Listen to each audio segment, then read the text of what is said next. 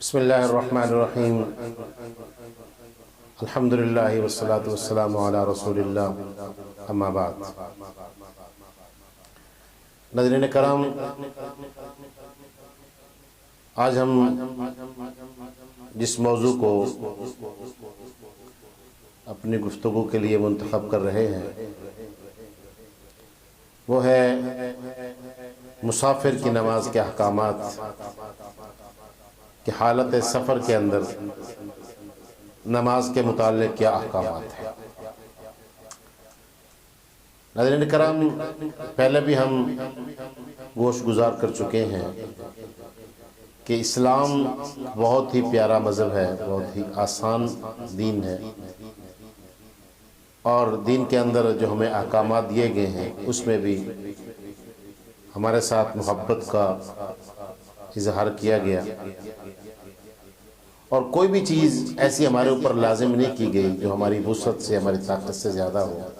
یا کوئی بھی شریعت کا ایسا حکم ہمارے اوپر لاگو نہیں ہوتا کہ جس سے ہمارے اوپر سختی یا ہمارے ساتھ زیادتی کہی جا سکتی ہو۔ شریعت نے ہر موقع پر حالات کو دیکھتے ہوئے مسائل بھی بیان کیے ہیں، احکامات کا ذمہ دار بھی بنایا ہے، اور کبھی کبھی اس کے اندر نرمی اور رعایت بھی دی ہے۔ اس طرح کے روزے کے اندر ہے، روزہ فرض ہے،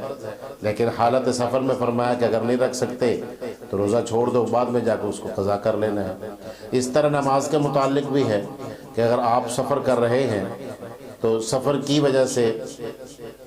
جو ہے وہ سفر کی تھکاوٹ کی وجہ سے، سفر کی وجہ سے نماز کے اندر بھی اللہ رب العالمین نے کچھ رعایت دی ہے، جس کو قصر کہتے ہیں، یعنی ایسی نماز جو 4 رکعتیں والی ہے۔ مثال کے طور پر ظہر کی 4 رکعتیں ہیں، عصر کی 4 رکعتیں ہیں، اس طرح عشاء کی 4 رکعتیں ہیں۔ تو یہاں پر سفر کا لحاظ کرتے ہوئے اللہ رب العالمین نے ہمیں قصر کا حکم فرمایا ہے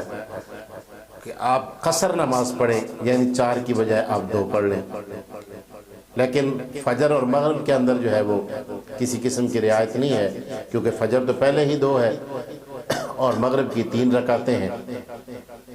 تو مغرب کے اندر بھی آپ نے 3 ہی پڑھنی ہے، کیونکہ اس میں اندر کمی نہیں ہو سکتی۔ تو ناظرین کرام، حالت سفر کے اندر نماز کے اندر جو رعایت ہے اس کے احکامات کیا ہیں، اس کے مسائل کیا ہیں، اور اس کا طریقہ کار کیا ہے، اس کے متعلق انشاءاللہ ہم مختصر سے گفتگو کریں گے۔ تو توجہ طلب بات یہ ہے کہ سب سے پہلے ہم نے یہ دیکھنا ہے کہ ہم جو سفر کر رہے ہیں کتنے سفر پر شریعت کی یہ رعایت کہ ہم مستحق بنتے ہیں، یا یہ رعایت کا قانون ہمارے اوپر لاگو ہوتا ہے۔ تو ناظرین کرام، یہ نہیں ہے کہ آپ نے تھوڑا سفر کیا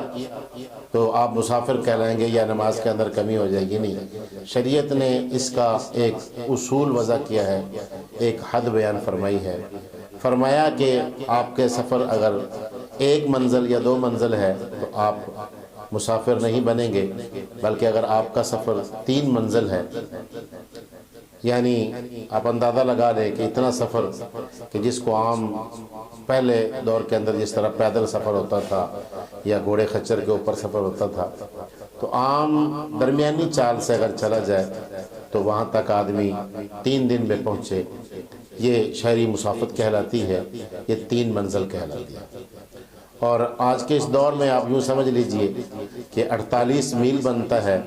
اور جس کا تقریباً جو ہے وہ کلومیٹر میں آ جائیں تو یہ تقریباً 75 یا 80 کے درمیان میں جو ہے یہ بنتا ہے، 77 کلومیٹر یا 76 کلومیٹر۔ تو 48 میل جو ہے، 48 میل کا اگر آپ کا سفر ہے، اور اس میں بھی یہ ہے کہ اگر آپ 48 میل کا سفر کر رہے ہیں اور جہاں آپ جا رہے ہیں وہاں آپ اپنی منزل پر 15 دن سے زیادہ کی نیت کر کے جا رہے ہیں، یعنی اگر آپ کا وہاں 15 دن سے زیادہ رہنے کا ارادہ ہے تو پھر بھی آپ وہاں پہنچ کر مسافر نہیں رہیں گے، بلکہ آپ کے اوپر پوری ہی نماز لازم ہوگی۔ ہاں، اگر آپ کی 15 دن سے کم کا سفر ہے، آپ نے جہاں جانا ہے وہاں 15 دن سے کم سفر کی نیت سے جا رہے ہیں، تو اب آپ جو ہے وہ مسافر ہیں۔ اب حالت سفر ہماری کہاں سے شروع ہوگی؟ ناظرین کرام، یہ یاد رکھیں کہ جب ہم اپنے گھر سے نکلتے ہیں، اپنے شہر سے یا اپنی بستی سے، اپنی قریہ سے، تو جب تک ہم اپنی بستی کے اندر ہیں، اپنے شہر کے حدود کے اندر ہیں یا اپنی بستی کی حدود کے اندر ہیں، تو ہمارا سفر شروع نہیں ہوگا، بلکہ ہم مقیم ہی ہیں اور پوری نماز پڑھیں گے۔ آپ اڈے کے اوپر پہنچ گئے، اس کے متعلق بھی فقہاء کرام نے یہ تصریحات لکھی ہیں کہ اگر بس کا اڈا یا ریلوے اسٹیشن ہے یا آج کل ترقی کا دور ہے، ہوائی جہاز کا سفر ہے، تو آپ کا ایئرپورٹ ہے۔ اگر آپ کا ایئرپورٹ یا بس کا اڈا یا ریلوے اسٹیشن آپ کے شہر کی حدود کے اندر ہیں، تو پھر آپ وہاں پر بھی مسافر نہیں بنیں گے جب تک کہ آپ سواری کے اندر بیٹھ کر آپ سفر شروع نہیں کر دیتے۔ لیکن اگر آپ کا وہ بس کا اڈا یا ریلوے اسٹیشن یا ایئرپورٹ آپ کی شہر کی حدود سے باہر ہے، اگرچہ وہ متصل ہی کیوں نہ ہو، شہر کے قریب ہی کیوں نہ ہو، لیکن وہ اگر آبادی سے باہر ہے، حدود کا مطلب یہ کہ وہ آبادی سے باہر ہے، تو پھر آپ وہاں پر بھی مسافر بن جائیں گے، اور آپ کو وہاں اگر نماز پڑھنی ہے، ظہر پڑھنی ہے یا عصر پڑھنی ہے یا عشاء پڑھنی ہے، تو آپ 2 رکعت نماز پڑھیں گے۔ اس کو قصر فی الصلاۃ کہتے ہیں، یعنی آدھی نماز کر کے پڑھنا۔ تو یاد رکھیں، یہ کوئی مستحب چھوٹ نہیں ہے، بلکہ یہ ضروری ہے کہ آپ نے وہاں قصر ہی کرنی ہے حالت سفر کے اندر۔ اگر آپ کا شرعی سفر ہے اور آپ کا وہ اتنا سفر ہے، تو ناظرین کرام یہ لازم ہے کہ آپ قصر ہی پڑھیں۔ پوری نماز اگر آپ جان بوجھ کر پڑھیں گے تو آپ کی نماز ادا نہیں ہوگی، بلکہ یہ اللہ کی نعمت کا کفران نعمت ہے، نہ شکری ہے، اور اللہ کے حکم کی حکم عدولی ہے۔ جب اللہ نے ایک نعمت دی ہے تو اس کا فائدہ اٹھانا ہے، تو نماز قصر ہی ہوگی۔ ہاں، اگر کوئی بھول کر پڑھ لیتا ہے 4 رکعتیں، تو اس کے اندر جو ہے یہ تصریحات لکھی ہیں کہ اگر وہ درمیان میں آپ نے قادہ کیا ہے، تو پھر آپ کی جو ہے وہ 2 رکعت نماز فرض ہو جائے گی، 2 نفل ہو جائیں گی۔ لیکن اگر آپ نے قادہ نہیں کیا تو آپ کے یہ 4 نفل ہی ہوں گے، آپ کو دوبارہ فرض 2 پڑھنے پڑیں گے۔ تو ناظرین کرام، 2-3 چیزیں اس کے اندر اہم ہیں حالت سفر کا، کہ ایک تو یہ ہے کہ آپ کا 48 میل کا سفر ہو، اور دوسرا یہ کہ آپ نے جہاں جانا ہے وہاں آپ کی منزل جو ہے وہ 15 دن سے کم ہو۔ اگر آپ نے وہاں جو ہے 15 دن سے زیادہ رہنا ہے تو آپ وہاں پہنچ کر مسافر نہیں ہوں گے۔ اور اسی طرح آپ نے بغیر نیت کے سفر شروع کیا، آپ نے ابھی نیت نہیں کی کہ میں نے کتنا رہنا ہے، تو آپ مسافر ہو گئے۔ اب آپ وہاں جاتے ہیں لیکن آپ نے نیت نہیں کی، تو آپ جتنے دن بھی وہاں رہیں گے، آپ روز نیت کرتے ہیں کہ آج چلا جاؤں گا، کل چلا جاؤں گا، پرسوں چلا جاؤں گا۔ تو ایسی نیت کے ساتھ اگر آپ 15 دن رہتے ہیں یا 15 دن سے زیادہ رہتے ہیں،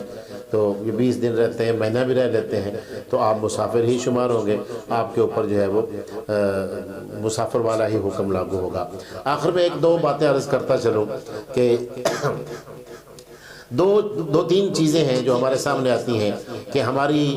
ایک جگہ پر ہماری رہائش ایک شہر کے اندر ہے، تو ہم نے وہاں گھر بیچ دیا، یا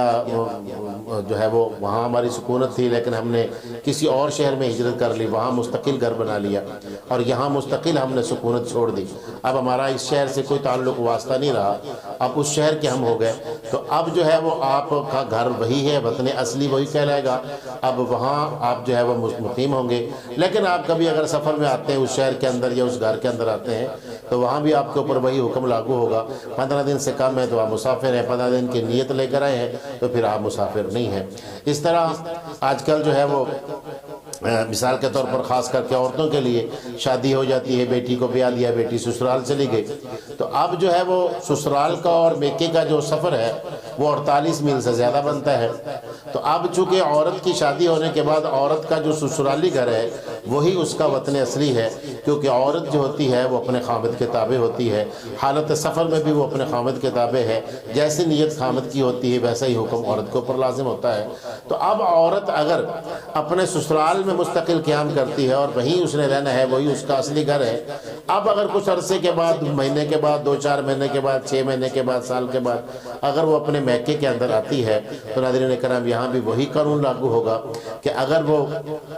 15 دن سے سے کم نیت سے آئی ہے تو مسافر ہوگی، 15 دن سے زیادہ نیت ٹھہرنے کی لے کر آئی ہے تو وہ اب اس کے اوپر دوسرا حکم لاگو ہوگا، یہ مسافر نہیں رہے گی، کیونکہ اب اس کا وطن اصلی میکہ نہیں ہے بلکہ اس کا سسرال ہے، تو